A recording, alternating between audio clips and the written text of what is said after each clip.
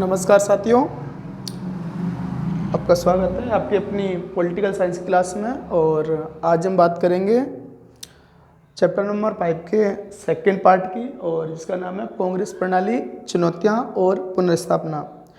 तो इससे पहले वाले पार्ट की कुछ बातें मैं याद दिला देता हूँ। मैंने बताया था जब 1952 में पहले आम चुनाव हुए थे, तो पहले आम चुनाव के दौरान जो प्रधानमंत्री बनाए गए थे वो जवाहरलाल नेहरू बनाए गए थे, और दूसरे चुनाव जो हुए थे तो उसमें भी प्रधानमंत्री जवाहरलाल नेहरू ही बने थे, और तीसरे आम चुनाव 1962 में कराए गए थे। तो उस आम चुनाव के दौरान भी जो प्रधानमंत्री बन के आए थे वो जवाहरलाल नेहरू बन के आए थे। जैसे ही जवाहरलाल नेहरू भारतीय प्रधानमंत्री की मृत्यु हुई थी, तो मृत्यु के बाद उनकी जो समस्या थी उत्तराधिकारी की, उस समस्या को उस समय के तत्काल कांग्रेस के अध्यक्ष के कामराज के द्वारा आसानी से सुलझा लिया गया था। और सुलझाने के बाद अगले जो प्रधानमंत्री बनाए गए थे वो बनाए गए थे लाल बहादुर शास्त्री को। और लाल बहादुर शास्त्री की भी 10 जनवरी 1966 को ताशकंद समझौते के दौरान वहीं पर ताशकंद में उनकी मृत्यु हो गई थी। और उनकी मृत्यु के बाद देश के सामने फिर से उत्तराधिकार को लेकर एक चुनौती आ गई थी। और उस समय लाल बहादुर शास्त्री की मृत्यु के बाद उनकी जो चुनौती थी उत्तराधिकारी की, तो उस उत्तराधिकारी की चुनौती के लिए दो व्यक्ति सामने निकल कर आए थे। एक इंदिरा गांधी जी थी और एक थे मोरारजी देसाई। तो उस समय 1966 में 10 जनवरी 1966 के बाद जो प्रधानमंत्री बन के आई थी वो इंदिरा गांधी जी बन के आई थी। और इंदिरा गांधी जी को प्रधानमंत्री बनाने में जो प्रमुख योगदान था वो सिंडिकेट के नेताओं का प्रमुख योगदान था। क्योंकि सिंडिकेट के नेता उस समय कांग्रेस दल के ही कुछ प्रमुख नेता थे, जो उस समय के प्रभावशाली नेता थे, जिनको किंग मेकर के नाम से जाना जाता है। तो उनके बाद देखते हैं कि तीसरी विधानसभा के चुनाव 1962 से 1967 तक चले गए थे। और उन चुनावों के बाद अब देखते हैं अगले चुनाव यानी कि चौथे आम चुनाव। और उस समय एक बात और बताई थी मैंने, तीसरे आम चुनाव में लाल बहादुर शास्त्री की मृत्यु के बाद जो इंदिरा गांधी जी प्रधानमंत्री बनी थी, तो इंदिरा गांधी जी के समय भी काफ़ी ज़्यादा समस्याएं थी वो देखने को मिल रही थी। उनके सामने सूखे की समस्या थी, अकाल की समस्या थी, भोजन का संकट था, खाद्यान्न का संकट था। और इन्हीं समस्याओं से निपटने के लिए उन्होंने कुछ कार्यक्रम भी चलाए थे, लेकिन वो पूर्ण रूप से चल नहीं पाए थे। तो उसी समय इंदिरा गांधी जी के द्वारा अमेरिका के दबाव में आकर एक कदम उठाया गया था, जिसे कहते हैं भारतीय रुपये का अवमूल्यन करना।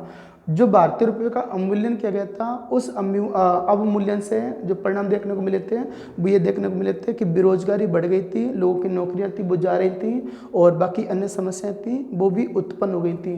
तो उन समस्याओं के बाद ही ये अगले जो चुनाव थे वो करवाए गए थे। और उन समस्याओं के कारण जो आम जनता थी वो आम जनता कहीं ना कहीं कांग्रेस के समर्थन से बाहर जा रही थी, अर्थात तो कांग्रेस के समर्थन में नहीं थी। और उन सभी के बाद जो चौथे आम चुनाव थे 1967 में वो करवाए गए थे।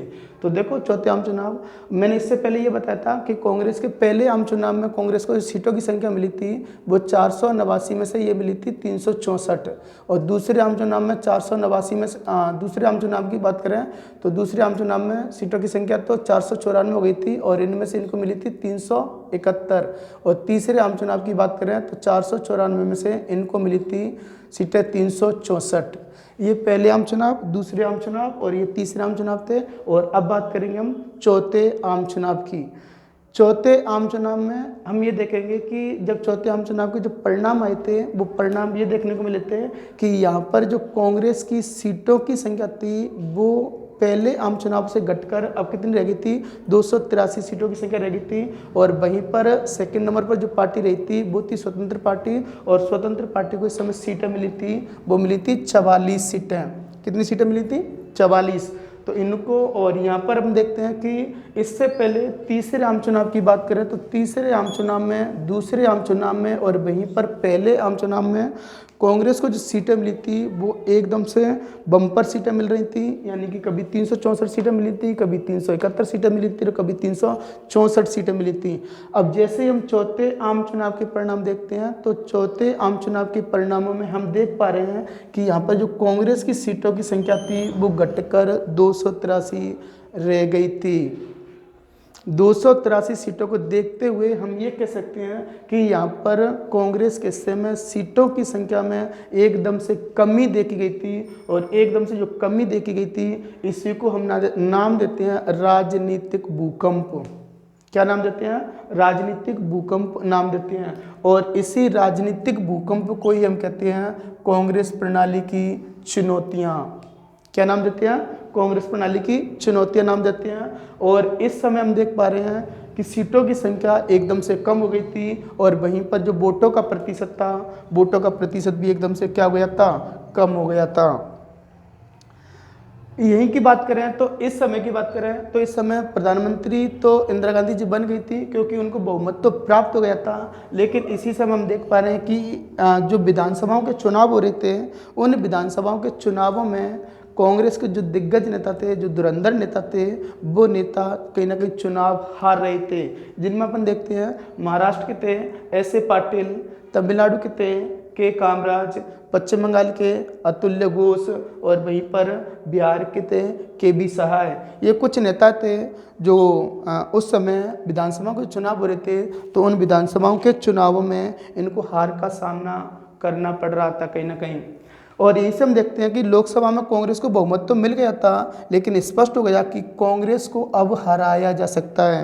क्यों? क्योंकि हम देखते हैं इससे पहले जो जवाहरलाल नेहरू का युग चल रहा था, तो उस जवाहरलाल नेहरू के युग में हम ये देख पा रहे हैं कि लगातार इनको सीटों की संख्या बड़े बम्पर तरीके से प्राप्त हो रही थी। यानी कि कभी 364, कभी 371, कभी 364, सॉरी पहले कभी 364, फिर कभी 371, उसके बाद 361 सीटें, कभी इनको ऐसी सीटें मिल रही थी। लेकिन जैसे ही चौथे आम चुनाव के जो परिणाम देखने को मिले थे, इसमें कांग्रेस के हिस्से में मात्र 283 सीटें देखने को मिली थी। और इन्हीं 283 सीटों को देखकर अनुमान लगाया जा रहा था कि हाँ, कांग्रेस को हराया जा सकता है। और ये पहले आम चुनाव थे, याद रखना, जो बिना जवाहरलाल नेहरू के करवाए गए थे।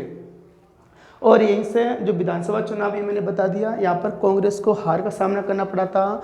लगभग भारत के 9 राज्य ऐसे थे जहाँ पर कांग्रेस पार्टी अपनी सरकार नहीं बना पाई थी 1967 के विधानसभा चुनावों में। और वो 9 राज्य कौन कौन से थे? तो देखो, हरियाणा, पंजाब, उत्तर प्रदेश, मध्य प्रदेश, बिहार, पश्चिम बंगाल, उड़ीसा, केरल और तमिलनाडु, जिसको उस समय मद्रास के नाम से जानते थे, तो वो भी इसमें शामिल था।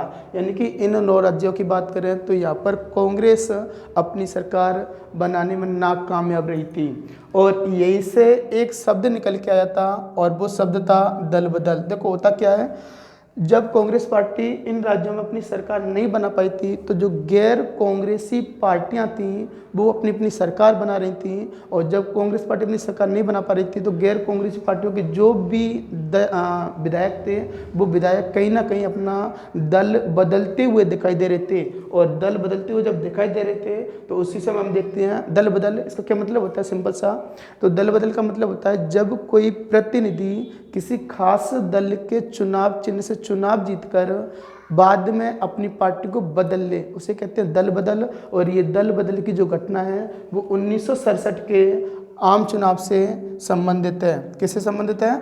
1967 के आम चुनाव से संबंधित है। और यहीं से जो दल बदल की घटना थी वो देखने को मिल रही थी। हरियाणा के एक विधायक थे जिनका नाम था गयालाल। क्या नाम था? गयालाल। और इन गयालाल के द्वारा लगभग 15 दिन में एक पखवाड़े के अंदर लगातार 3 बार अपनी पार्टी चेंज की गई थी। और वो पार्टी पहले ये कांग्रेस पार्टी से विधायक बन के आए थे, और कांग्रेस पार्टी के बाद ये अपनी पार्टी बदल कर चले गए थे यूनाइटेड फ्रंट में। और यूनाइटेड फ्रंट के बाद फिर कांग्रेस में आ गए, और इसके बाद फिर कांग्रेस में आने के बाद कुछ समय बाद ये वापस से यूनाइटेड फ्रंट में चले गए। और यहीं से भारतीय राजनीति में एक नया शब्द जुड़ गया, आया राम गया राम। यानी कि ये जो विधायक थे गयालाल, ये कभी कांग्रेस से यूनाइटेड फ्रंट में, और फिर यूनाइटेड फ्रंट से कांग्रेस में, और उसके बाद कांग्रेस से फिर यूनाइटेड फ्रंट में। तो इन्होंने लगातार जो पार्टी बदली थी, उन पार्टी बदलने के कारण इनका नाम जो यहाँ से एक जो जुमला निकल के आया था आजा राम गया राम का, यानी कि पार्टी के बार बार बदलने से। और यहीं पर हम देख पा रहे हैं कि तमिलनाडु की बात करें, यानी कि बाकी जो 9 राज्य मैंने बताए थे, इन 9 राज्यों में कांग्रेस पार्टी अपनी सरकार नहीं बना पाई थी। तो इनमें से एक राज्य था तमिलनाडु, यानी कि उस समय का मद्रास। तो इस मद्रास में एक पार्टी को, यानी कि गैर कांग्रेसी पार्टी थी डीएमके, इस डीएमके पार्टी को पूर्ण बहुमत प्राप्त हुआ। और इस पूर्ण बहुमत के साथ इन्होंने कांग्रेस क्या नाम है डीएमके पार्टी ने तमिलनाडु में अपनी जो सरकार थी वो बनाई थी। इसी समय हम देखते हैं कि तमिलनाडु को छोड़कर बाकी सभी राज्यों में गठबंधन की सरकारें देखने को मिल रही थी और इन गठबंधन की सरकारों को नाम दिया जा रहा था संयुक्त विधायक दल की सरकार। क्या नाम दिया जा रहा था? संयुक्त विधायक दल की सरकार, अर्थात दो या दो से अधिक विधायक आपस में संयुक्त होकर, यानी कि दो या दो से अधिक पार्टियों के विधायक आपस में संयुक्त होकर सरकार बना रहे हैं, इसलिए इनको संयुक्त विधायक दल की सरकार नाम दिया गया था। वहीं पर हम ये देख पा रहे हैं कि इस संयुक्त विधायक दल की सरकार या जो गठबंधन की सरकारें निकल के आ रही थी, यानी कि जब जो गैर कांग्रेसी पार्टियां थीं वो आपस में मिलकर अपनी सरकार बना रही थी, तो यहीं से इसका नाम पड़ा था गठबंधन की सरकार। और ये गठबंधन की सरकार जब बनेगी तो सिंपल सी बात है, इनका जो परिणाम था वो क्या देखने को मिलेगा, तो एक बार देख लो। गठबंधन की सरकारों को जो परिणाम देखने को मिल रहा था, ये गठबंधन की सरकारें ज़्यादा दिनों तक चल नहीं पा रही थी। यानी कि सिंपल सी बात है, सभी विधायकों के अपने अपने विचार होते हैं, अपने अपने मत होते हैं, तो ज़रूरी नहीं है कि अलग अलग पार्टियों के विधायक एक साथ मिलकर रह पाएँ। वहीं पर गठबंधन की सरकारें या तो अपना बहुमत खोती जा रही थीं या इनको नए सिरे से गठबंधन करने पड़ रहे थे, और या फिर यहाँ पर राष्ट्रपति शासन था वो लगाया जा रहा था। और यहीं से जब गैर कांग्रेसी पार्टियां सरकारें बना रही थी तो एक शब्द निकल के आया था गैर कांग्रेसवाद। क्या निकल के आया था? गैर कांग्रेसवाद। और इस शब्द को देने वाले जो व्यक्ति थे वो थे राम मनोहर लोहिया। कौन थे? राम मनोहर लोहिया। और क्या नाम है, गैर कांग्रेसवाद क्या है? कांग्रेस को सत्ता से हटाने के लिए विपक्षी पार्टियों के द्वारा बनाई गई रणनीति, जिसे हम नाम देते हैं गैर कांग्रेसवाद। तो साथियों देखते हैं इसके बाद जो भी आगे 1969 में राष्ट्रपति के चुनाव होने हैं, उनके राष्ट्रपति को चुनाव करवाएंगे। जब तक इसको देखते रहिए और एक बार अपने नोट्स बना लीजिए, और जिनको स्क्रीनशॉट लेना है वो स्क्रीनशॉट ले लीजिए। थैंक यू, धन्यवाद।